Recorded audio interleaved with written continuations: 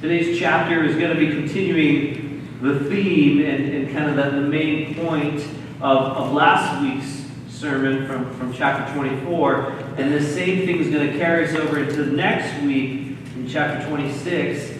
I remember one time talking with my mentor as he was preparing sermons and preaching. He said, I sometimes struggle. How do I keep saying the same thing in a new way?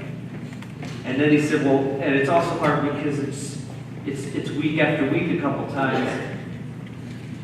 And as we were sitting there talking, I said, maybe God has it that way because we are forgetful people. And it's okay if we say the same thing over and over and over again, because we need to hear it.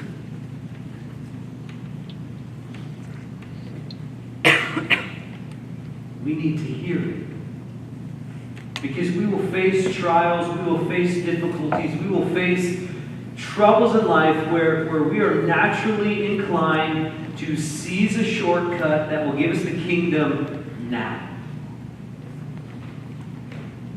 I don't think I'm the only person who would love to have peace in his home now. Would love to have rest now, healing now. And so we are dealing with the same temptation that we dealt with last week. The temptation to seize things now instead of trusting in the Lord. In today's chapter, we're going to meet a man named Nabal. He has an attitude like Saul. He is about himself and not thinking of others. But we'll also see that David, in this chapter, deals with Nabal differently than he deals with Saul from the previous chapter.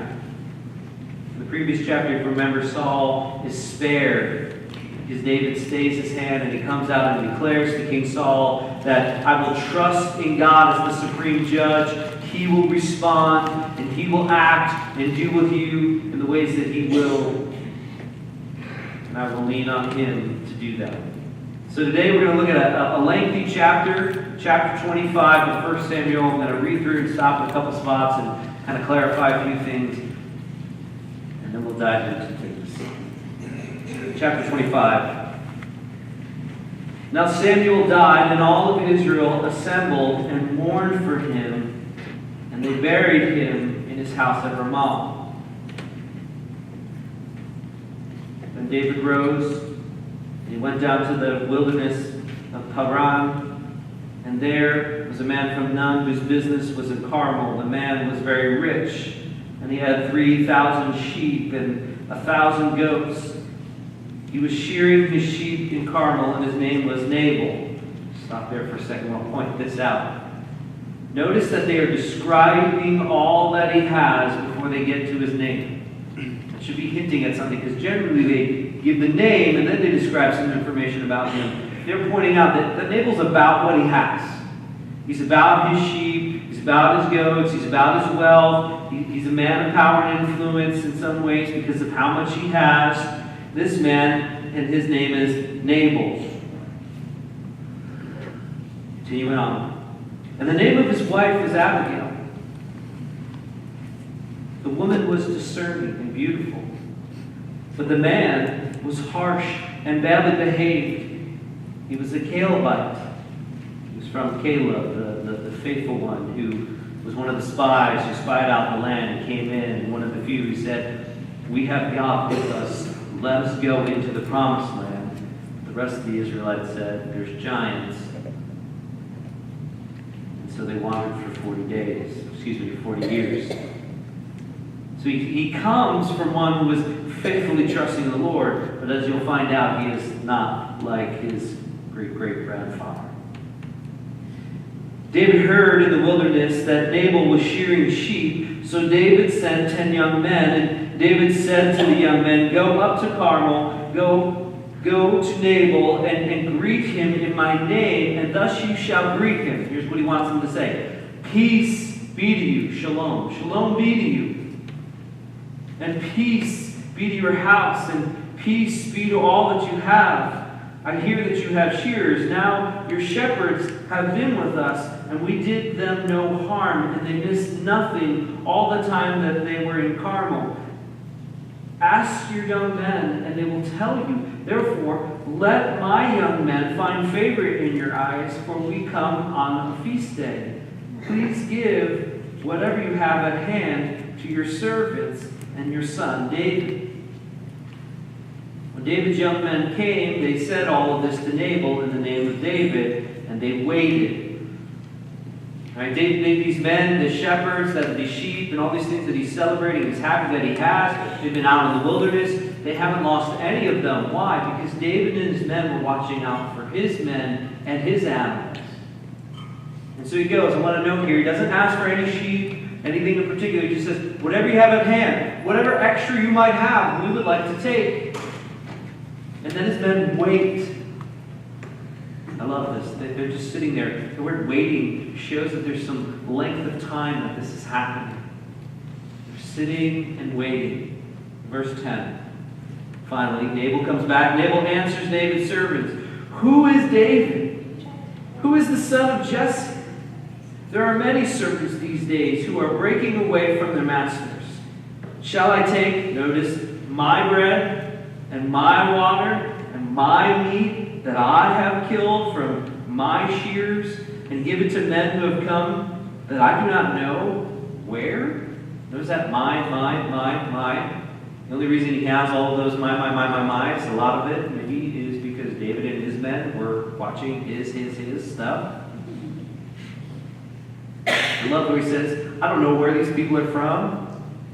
Nabal's a Judahite. He's part of the family that David's from.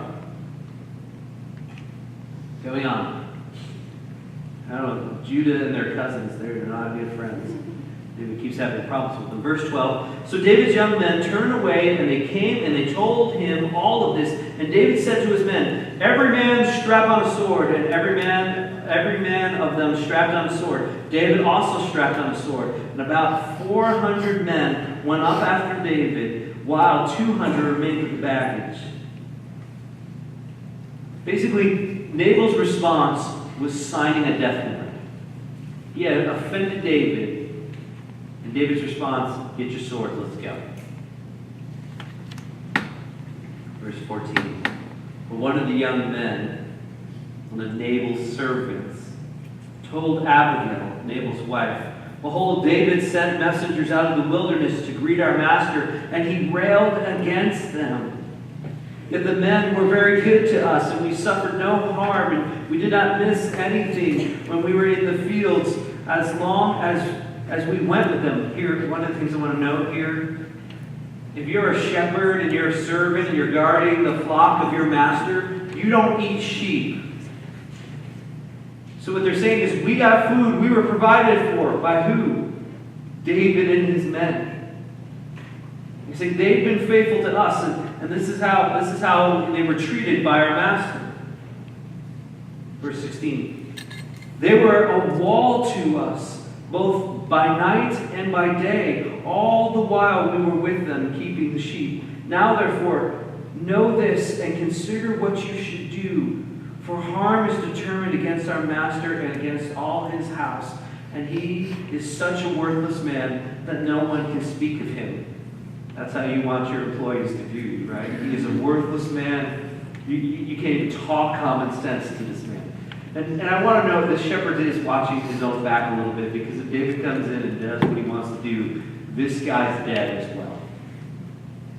He goes to Abigail because she has some wisdom, some discernment. Look at this, verse 18. "Then Abigail made haste, acts completely different than Nabal, made haste, took 200 loaves and 2 skins of wine and 5 sheep already prepared and 5 seahs of parched grain and 100 clusters of raisins and 200 cakes of figs, and laid them on donkeys. And she said to her young men, 'Go on before me. Behold, I come after you.' But she did not tell her husband Nabal. She rode on the donkey, and she came down under the cover of the mountain. Behold, David and his men came down towards her, and she met them. Now David had said, 'Surely in vain have I guarded all of this fellow has in the wilderness, so that nothing was missed of all that belonged to him. And he has returned to me evil for good. Go.'" 12 22. God, do so to the enemies of David, and more also, if by morning I leave so much as one male of all who belong to him. He's going to kill them all. He had done good to this man, and this man has returned evil.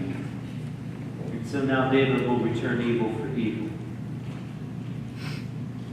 Verse 23.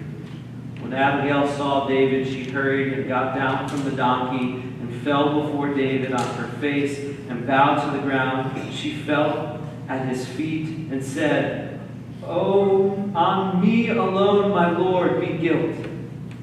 Please let your servant speak in your ear and hear the word of your servant. Let not my Lord regard this worthless fellow," speaking of her husband, "Nabal, for as his name is, so he is. Nabal is his name, and folly is with him." What she's saying here is, you know what the Hebrew word for fool is? It's Nabal. Now, that's a good one. Future moms, put that on the list. Nabal. There will be times when you will talk to that future child and you will think, Nabal. I don't know from experience. For folly was with him, but I, your servant, did not see your young men to my Lord whom you sent.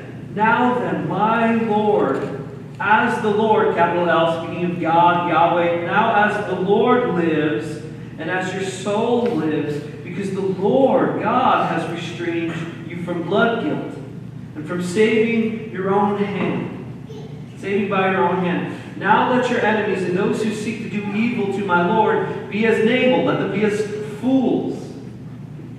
And now let this present from your servant be brought to my Lord, be given to your young men who follow my Lord. Please forgive the trespasses of your servant. She had nothing to do with it. She inserts herself in the situation. She says, I'm the one. If anyone should be guilty, blame me. She's trying to direct the wrath away from the rest of the household.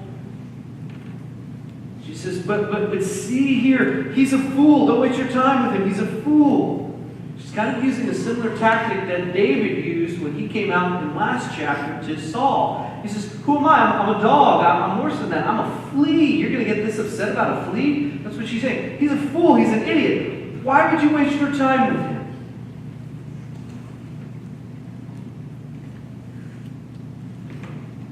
The Lord will certainly make my Lord a sure house, because my Lord is fighting the battles of the Lord, and evil shall not be found in you so long as you live. If men rise up to pursue you and to seek your life, the life of my Lord shall be found in the bundle of the living, in the care of the Lord your God, and the lives of your enemies he shall sling out in the hollow of a sling.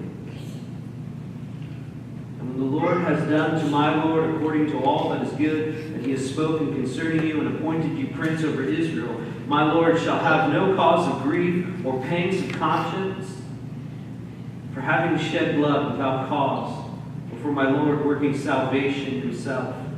And when the Lord has dealt well with my Lord, then remember your servant. She's saying, don't do this. Let God be the faithful one. Let God do these things. Why? So that you don't have guilt on you when you come to be king. That you won't have a weighty conscience because you've done something wrong.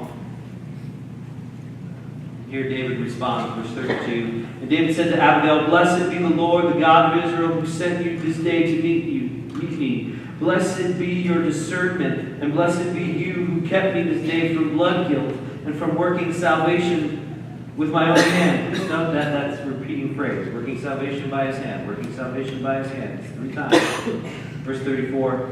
For as surely as the Lord, the God of Israel lives, who has restrained me from hurting you, unless you had hurried to come to meet me, truly by morning there had not been left to Nabal so much as one male. And David received from her hand what she had brought to him, and he said to her, go in peace to your house. See, I have obeyed your voice. I have granted your petition.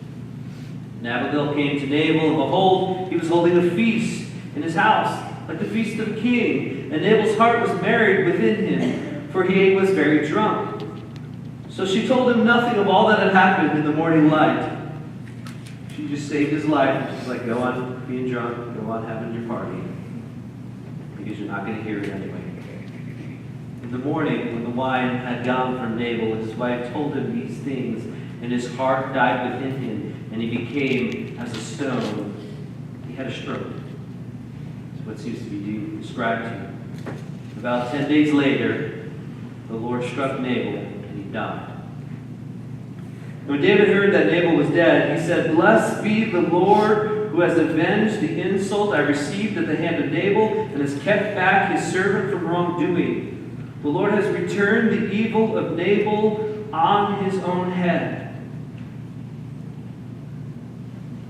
Note here that he says, the Lord had kept his servant from wrongdoing. And then we continue on reading. Then David sent and spoke to Abigail to take her as his wife. Didn't keep him from wrongdoing for very far, because if you remember, David is already married. When the servants of David came to Abigail to Carmel, they said to her, "David has sent us to take you to him as his wife." And she rose and bowed with her face to the ground and said, "Behold, your handmaid is a servant to wash the feet of the servant of my Lord." And Abigail hurried and rose and mounted the donkey, and her 5 young women attended her. She followed the messengers of David and became his wife. David also took Ahinoam of Jezreel, and both of them became his wives. Saul had given Michal, his daughter, David's first wife, David's wife, to Palti, the son of Laish, who was a Galilee. I do want to note here, the Bible isn't saying polygamy is fine. The Bible's just recording facts here. As we'll come to find out, women in many ways become the downfall of David. He doesn't heed the words that God writes in Deuteronomy that the king shall have one wife. Why? Because they will lead him astray. So there's the chapter. It's a lengthy chapter. We got a lot to say and to talk about here, so I'm going to try to fly through it as fast as I can, and hopefully it's clear. Church, God's mysterious providence preserves his people by restraining them from folly and sin. I put it as mysterious because often we don't see it working. We don't understand how it's happening, and maybe all the background things that are all occurring at one moment. We often just see something happen and we think, wow, how did that happen? Forgetting the thousands of steps that have happened, maybe even years before, to providentially restrain us from folly and sin. David sends off 10 messengers to Nabal to say, shalom, peace, good fortune, goodness on your family. We're here for you. We want what's best for you. If you have anything at hand, anything you can spare, let us have it.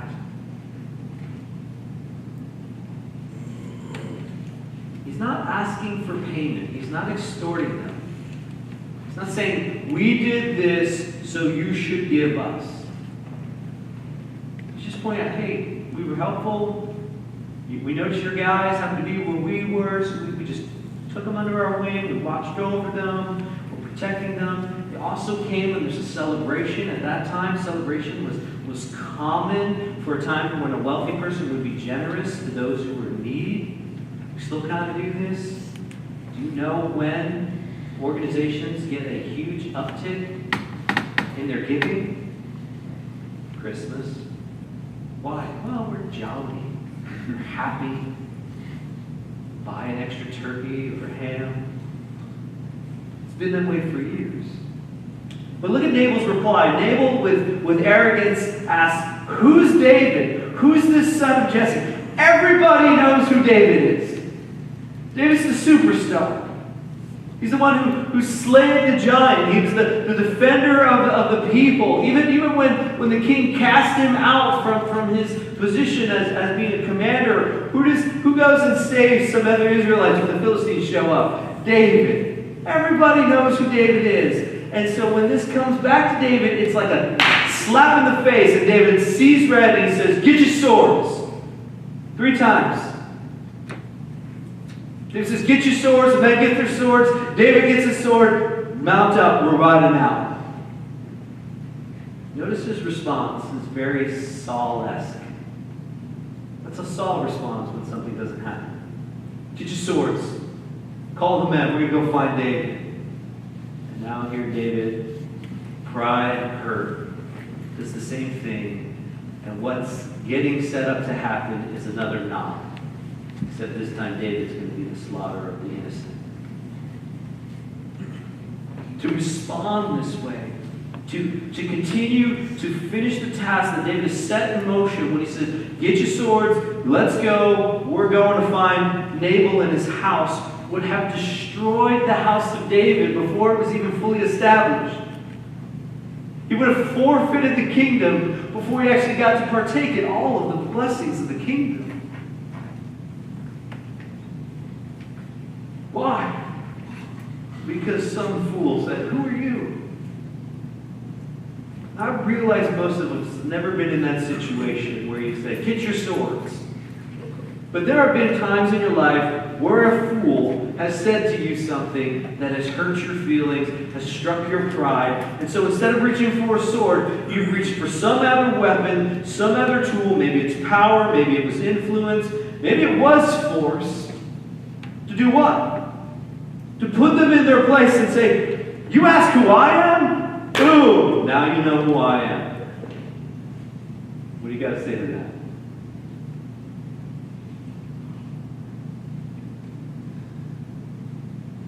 Beloved, if David responded this way, he would have shipwrecked his faith.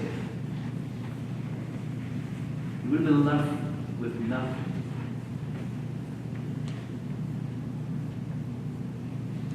So let me ask a question before we continue forward. What are the things that could shipwreck your faith?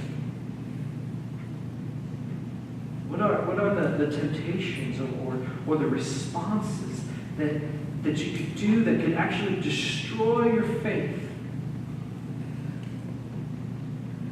Maybe greed, maybe it's pride, maybe it's lust, maybe it's anger, maybe it's just you have a wrong view of yourself.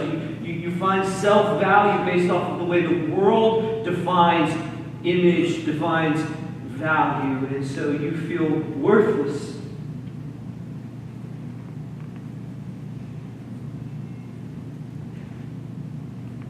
Beloved, have you ever shown gratitude or joy to the Lord for the fact that you haven't dashed your faith against the rocks and been lost?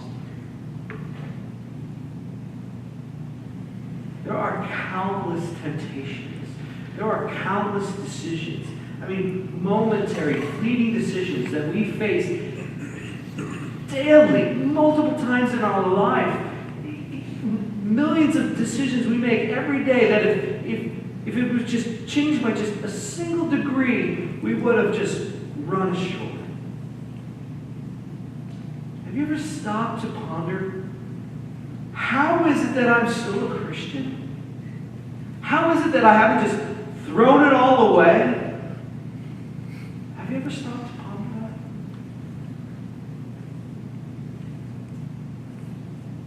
Why haven't I succumbed to the mines, the snags?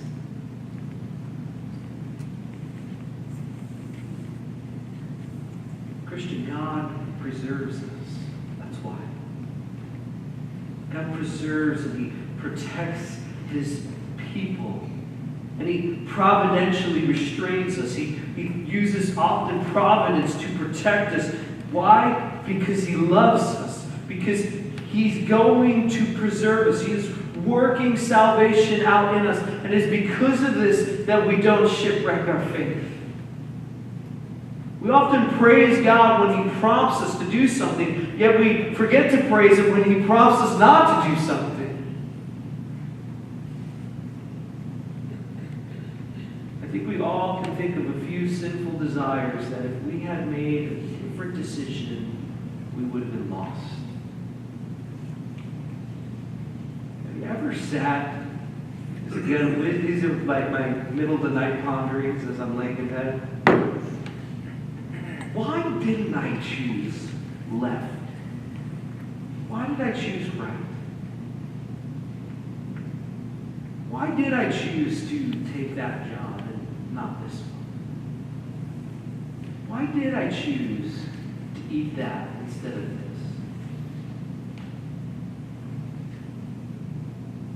Why did I choose to? Why did I?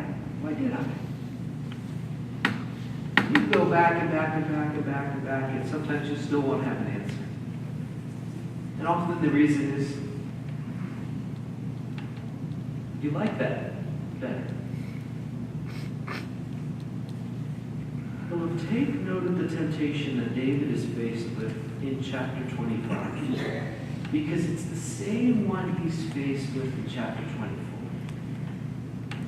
The same one when he was hidden in that cave in En-Gedi, when his men said, God is delivering this man to you, the kingdom is yours, go take his life now.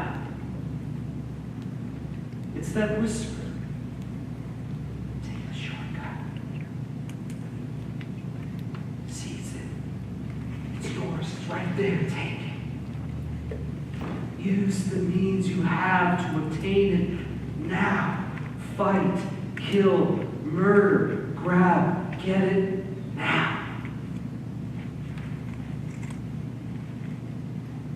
You have that same temptation. We need to guard our heart. Because you see, in the moment in the cave, David is able to remind himself, God's the judge, vengeance is his, God will do what's right, I don't have to do this. But yet the same temptation has crept in and has sought another way into David's heart, because this fool Nabal has offended him, and David says, I deserve.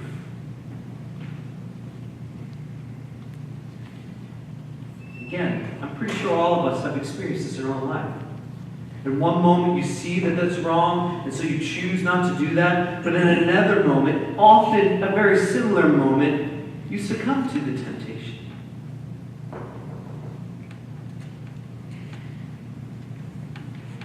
Why? Maybe David reached the end of his rope. He was tired. He was hungry. But why does he save Saul and he's ready to murder not just Nabal, but all of the men of the house of Nabal? Maybe he thought, well, Saul's the king, so he has a right to speak to me that way. I mean, he shouldn't, but he is the king. But who's Nabal?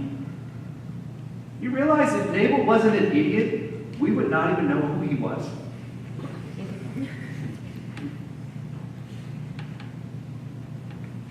And maybe you've had the same struggle that I think is running through David's mind as he's dealing with Nabal. Maybe you've had this thought run through your mind. Why can't I get returned good after all the good I've done?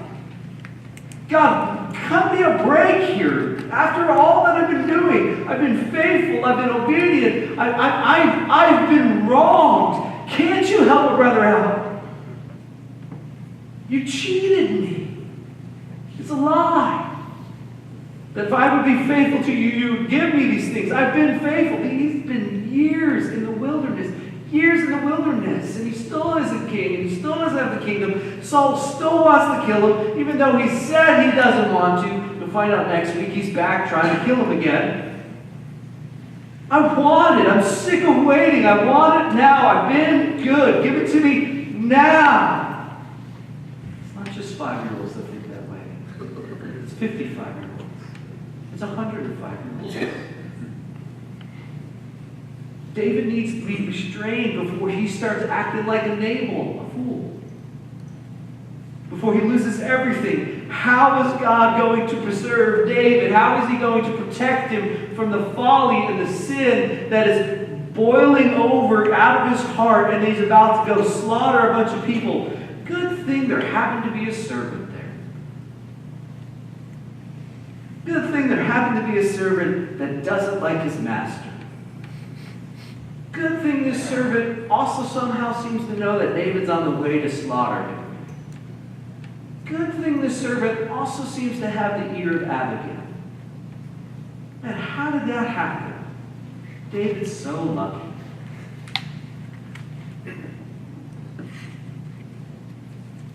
Obviously, the focus of this is Abigail and David's conversation, but I do want to point out there is an unnamed servant that if he didn't do what he did, the household would have been killed. Good thing there happens to be this servant. Do you see how God is providing? The servant goes to Abigail, where are we, verse 14. But one of the young men told Abigail, Nabal's wife, "Behold, David sent messengers out of the wilderness to greet our master." And he goes to Abigail, and he says in verse 16, there were walls around us. And he says in verse 17, "Therefore, know this, and consider what you should do." So Abigail doesn't seem like she prays, makes her own decision, comes up with her own plan, and she acts on it. And that is exactly how God has providentially provided for David. Years before this, I don't know how many years, but years before this, a beautiful baby girl is born to a family. Possibly a poor family. And the only reason I think this is the only reason that a father would marry a beautiful, wise girl to a fool. We need money because we're poor. And Nabal is wealthy. And for years, this woman, Abigail, has been dealing with a foolish, harsh, bad-behaving husband. I'm sure she has become very apt at seeking to calm an angry heart. Years of pain and suffering because of this husband has prepared her to be used by God to calm David when he's acting like a fool. What providence? What chances of that? Good thing Nabal didn't have a wife who was like, "Yeah, David, take that." Because she would have woken up to a sword. Note this. Take note of this. I speak specifically to wives here because I've seen this a lot of churches where wives come to churches and their husbands are maybe Nabals. They say, "Pastor, years I've been married to this fool." I want to say, be faithful to that husband, but see that maybe God is helping and working and using you providentially. God providentially preserves David by restraining him from sinning. He uses Abigail, who's a person, who makes her own decisions, who came up with her own plan, who spoke words that were her own, yet they all accomplished the purpose of God. To preserve David from sinning, to preserve David from losing what had already been promised to him. God providentially restrains David from destruction through his servant Abigail. You see that 3 times, verse 26, verse 34, verse 39, just to make it clear, the scripture point out it's God who is preserving him. So how does God preserve and restrain? Yes, sometimes there's physical restraint. I don't know if you've had this happen. You've been angry at someone, and you're like, "I'm going to go give them a piece of my mind." You walk out, flat tire. Great. By the time I get this tire changed, they're going to leave the office. And then the day goes by, and you're out, physically restrained. Or maybe you have a loving spouse who sees that you're being a fool. And just stands in front of you and says, "You're being a fool," and won't let you walk by them. Now sometimes that doesn't work, because I want to point out, David has swords, Abigail has nothing. And you could just be like, okay, ride right by her and slaughter them. Just like my wife, if she was to stand in front of me and say, "You're being a fool,"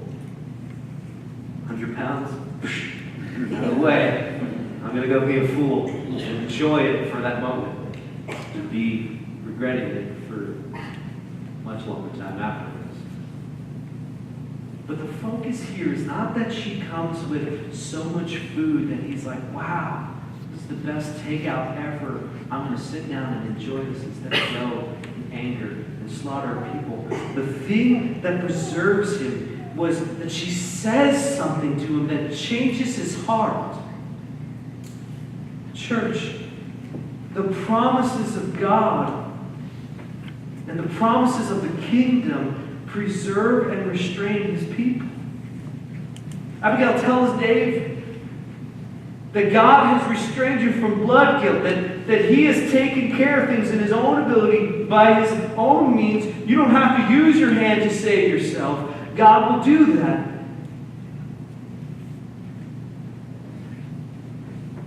The problem is we forget that, don't we? In the previous chapter, David walks out and says, God is the judge. He will do what's right. He will respond in the situation and show you that I will be king. I don't have to act this way. And then here we are in the very next chapter. He's forgotten that. Instead, he says, get your swords. We're going to get the kingdom now.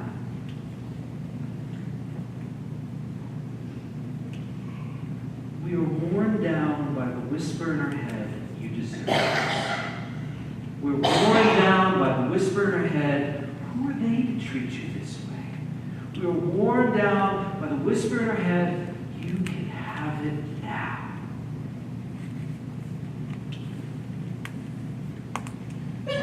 And we forget the truth. And we start to say, maybe God's timing's wrong. Maybe God really doesn't want what's good for me. Maybe I can have both kingdoms. But how will we be saved from this? We need to speak promises to our heart.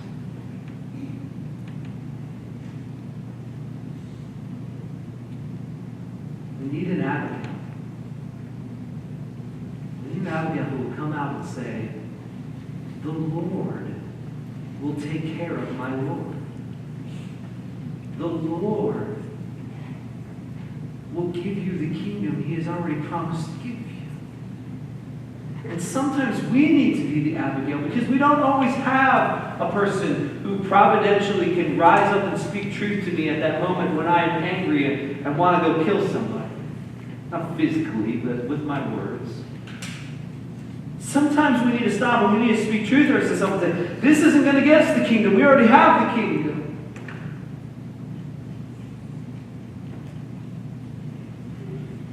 Maybe you're thinking, how can I trust these promises?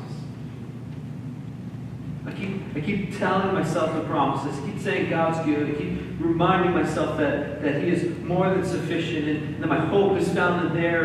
And I keep telling myself that the things of this world are fleeting and falling away, but I have eternity. But it doesn't work. I'm not sure if I can really trust those promises because when I look out at the rest of the world, they're not following those promises and they look like they're healthy and wealthy and happy, and I'm not.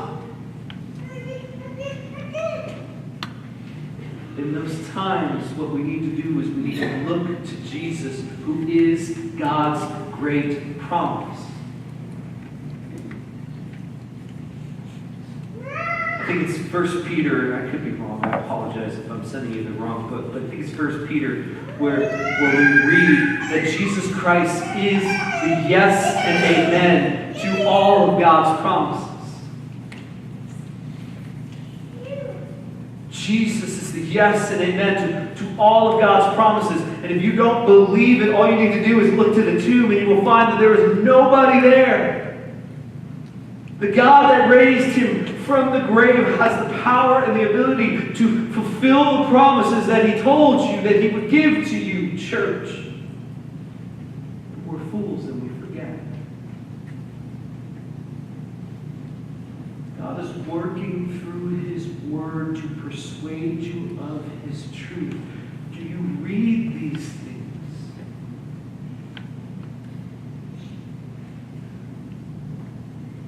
dealing with difficulty, do you seek to overcome that temptation of seize it now with pop psychology or with eternal truth?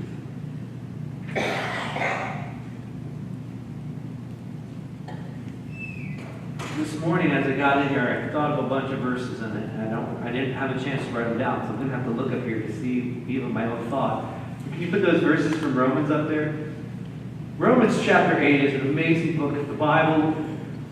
But Romans 8, for I consider that suffering of this present time are not worth comparing with the glory that is to be revealed to us. Do you know that that's a promise there? He goes on, Romans 8:26. Likewise, the Spirit helps us in our weakness. How does the Spirit do that? It reminds us again and again and again of the truths of God. It empowers us to have strength to face those trials. And we know that for those who love God, all things work together for good for those who are called according to His purpose. All things. That doesn't mean that it's going to be easy as He's working all things for our good. It doesn't mean that you're not going to have pain or trials, but in that they're all being worked for good. If God is for us, who can be against us? How many times would that sentence change our perspective?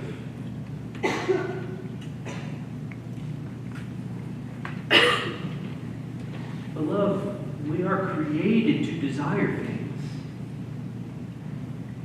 But the things of the world, seizing them by our own power and our own means, will not satisfy the desire.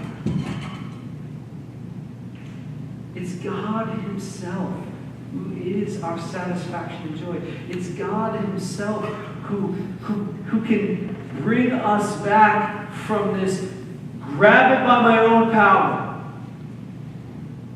If I have God, that means God looks at me and says, you're mine. That just totally takes away the temptation of me to have to say to someone, who do you think you are to talk to me that way? I can just say, you're a fool. I know who I am because I have God. I know what I have. I don't need to fight and bicker over these things. The only example I can think of in my moment, maybe this is because I have kids and I'll have other examples when we get out of the house, but have you ever seen a group of kids and they're fighting over something and then there's one kid kind of sitting back and it's just like, I don't care. Why? Why does that one kid not care? Well, maybe because they realize, I have something better already. You're going to fight over brownies when there's ice cream at home waiting. Go have a brownie. Or have that toy. We do that, don't we? Just as adults, we function and we interact that way.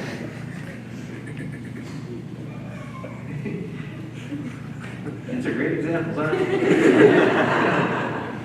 But it's reality because that's how we are. When we see the world is fighting, is bickering, it's speaking anger, it's seeking to seize it by themselves. Church, if we truly believe the promises of God, we can stand back and say, I don't need to fight over that because I already got God. I have a kingdom that's eternal that I can partake in right now. Why would I fight for this? The kingdom is already ours, church. When God gives us a promise, it's a guarantee. It's not a hope like perhaps I'll have it someday. It's a guarantee. If you find that in your own heart that you continue to keep wanting to kill, to murder, and again, I'm not talking physically, I'm talking about with my words, with my actions, with me saying, I'm better than you, I'm going to put you down so I can be ruling over you. If you find yourself doing that again and again and again and again and again and again and again, hear what I'm about to say. Your hope is not in Christ. Christ came so that you can have God. And when you have God, you're free to say, God is with me. Who can be against me? God will actually. I don't need to. I can find rest amidst the fools who say, who are you? I can find peace when the kingdom of this world seems like it's shaking because I don't live for this kingdom. You preserve and you restrain yourself from sin with the promises of God. If you're battling this, I encourage you, brother, sister, read the scriptures so you know the promises.